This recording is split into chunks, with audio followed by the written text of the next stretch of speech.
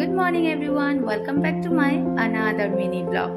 এখন সকাল 8:30 নাগাদ বাজে, আর আজকে সকালটা শুরু হলো 1 কাপ চা দিয়ে।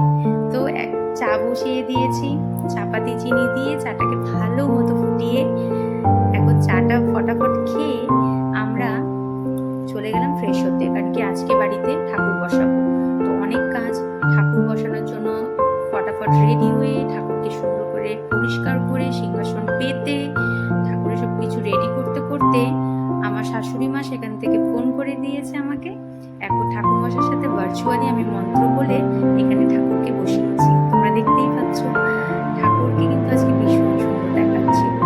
আমি বাড়ির সকলকে ভিডিও কল করে করে দেখিয়েছি।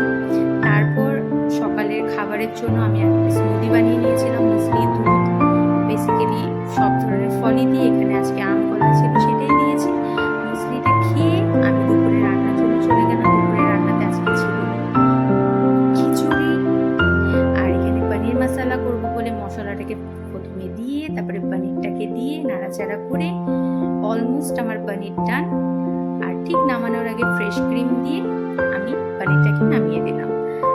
তারপরে আরেকবার আমি ফ্রেশ হতে গেলাম। ফ্রেশ হয়ে তোমাদের সাথে আমি বাইরের ওয়েদারটা শেয়ার করছি, ভীষণ গরম। তারপর আমি ঘরে এসে একটা পনির পকোড়ার ব্যাটার বানিয়ে